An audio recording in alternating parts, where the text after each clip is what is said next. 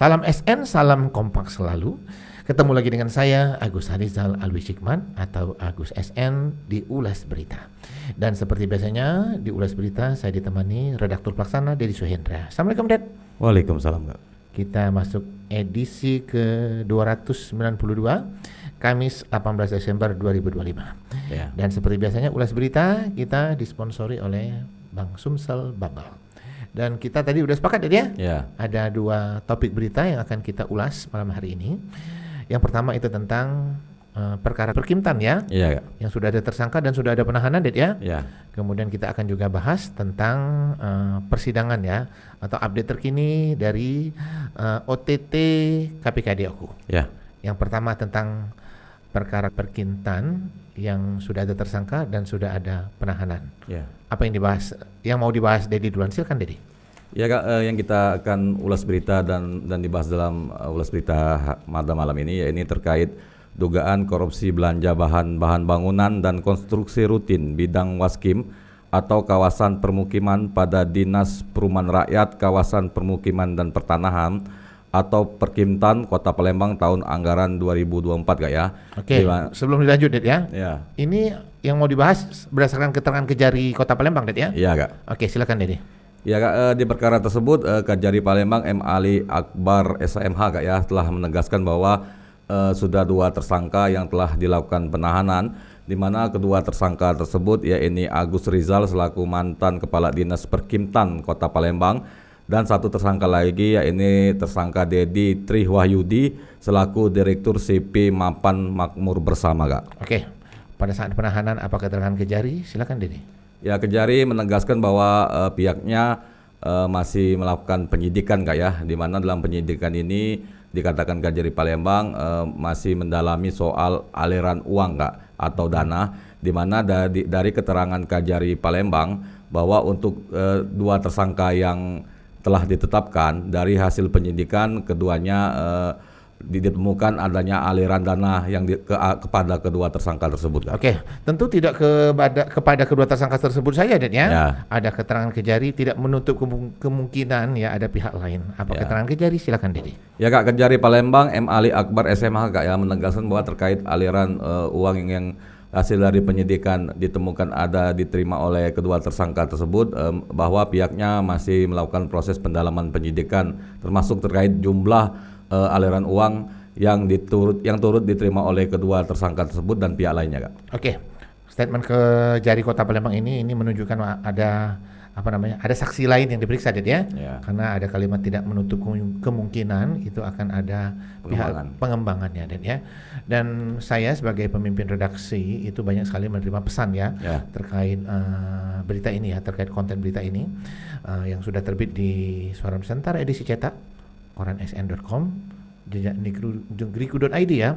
Dan kita posting juga di Instagram pribadi saya dan TikTok pribadi saya. Intinya pembaca itu memberikan apresiasi kepada Kejari Kota Palembang ya, Kejari Palembang yang sudah mengungkap perkara ini ya. Dan ada statement-statement yang lain berharap Kejari Kota Palembang itu untuk mengungkap pihak lainnya ya. Karena statement dari salah satu pembaca itu korupsi itu tidak berdiri sendiri. Dan itu ada kerjasama dengan pihak lainnya ya. Tapi itu ranahnya Kejari Kota Palembang ya.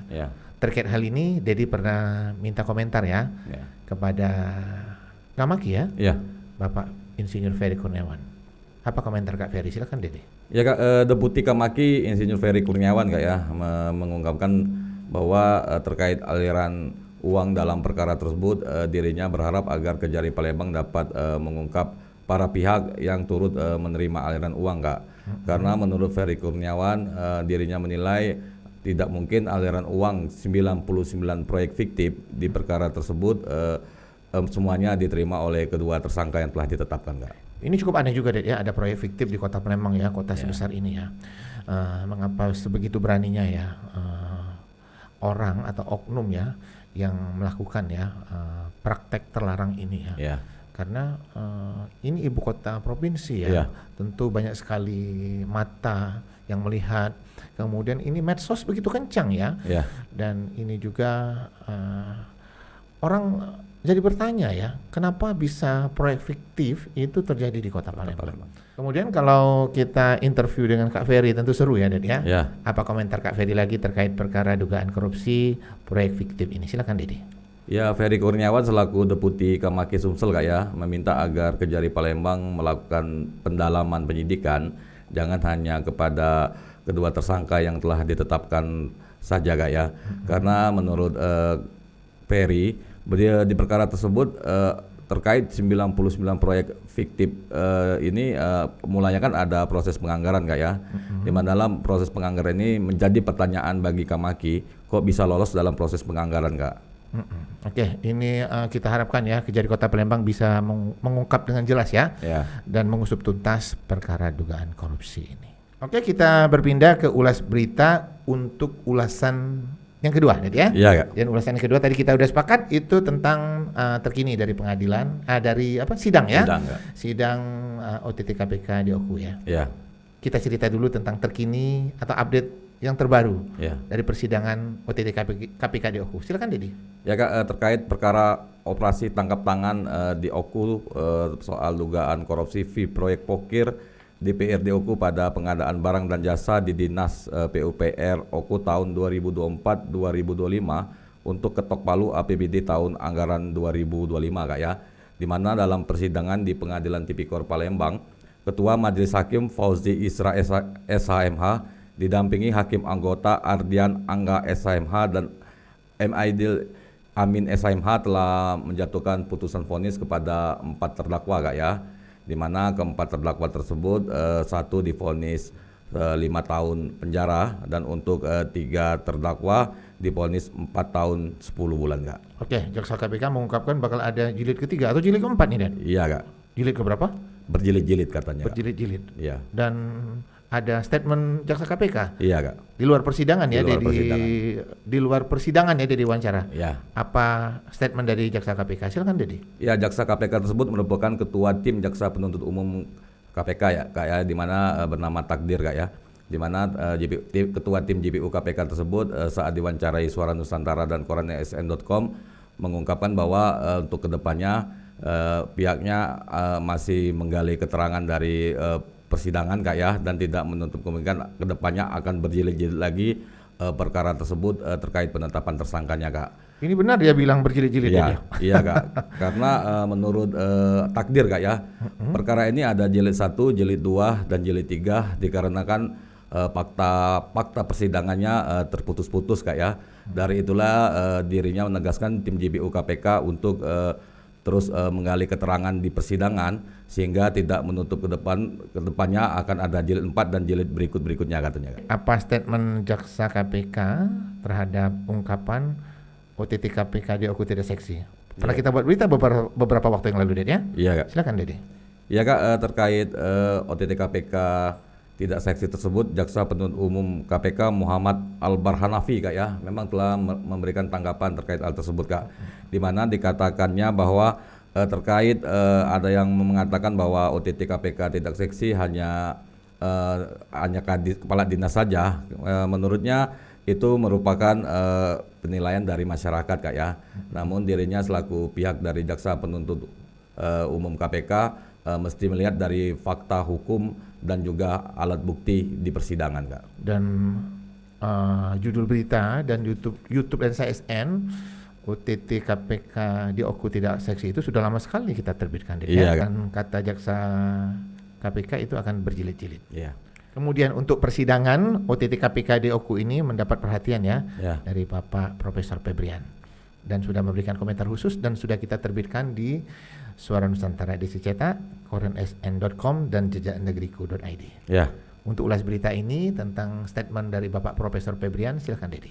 Oke Kak, Profesor Febrian, dosen Fakultas Hukum Unsri yang sebelumnya dekan Kak ya, memberikan komentar bahwa terkait perkara OTT KPK di Oku ini kedepannya siapa saja yang terlibat bisa ditarik oleh aparatur penegak hukum Kak ya. Dari itulah dirinya mengungkapkan bahwa soal OTT di perkara ini hanyalah merupakan salah satu cara. Kemudian apalagi komentar Pak Profesor Febrian, silakan Dedi. Ya Kak, Profesor Febrian mengungkapkan terkait OTT KPK tersebut menurutnya tidak hanya akan menyasar kepala dinas saja Kak ya, karena menurutnya bisa menyasar kepada pengambil kebijakan Kak. Oke, penonton Lesa SN, wawancara atau interview dengan Bapak Profesor Febrian ini dilakukan saya sendiri sebagai pemimpin redaksi ya.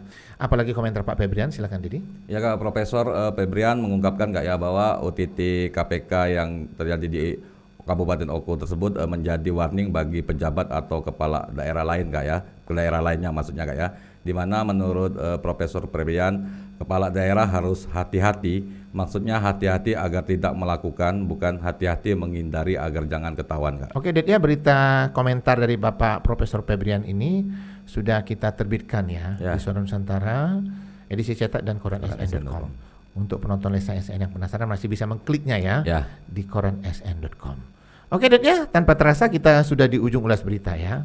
Kita masih mengharapkan masukan-masukan berharga dari penonton Lesa SN agar tayangan ulas berita kita ini makin berkelas dan makin berkualitas. Dan seperti biasanya di ujung ulas berita kita ada quotes ya. Dan quote kita malam hari ini sederhana saja. Pengalaman pahit dan kegagalan akan menunjukkan siapa yang setia kepada kita. Jangan lupa untuk like, comment, share, dan subscribe kanal YouTube Lensa SN agar informasi menarik dari kanal YouTube ini tetap tersebar merata di bumi Sumatera Selatan. Saya Agus Harizal Alwi Cikman atau Agus SN bersama Dedi Suhendra izin pamit. Salam SN, salam kompak selalu.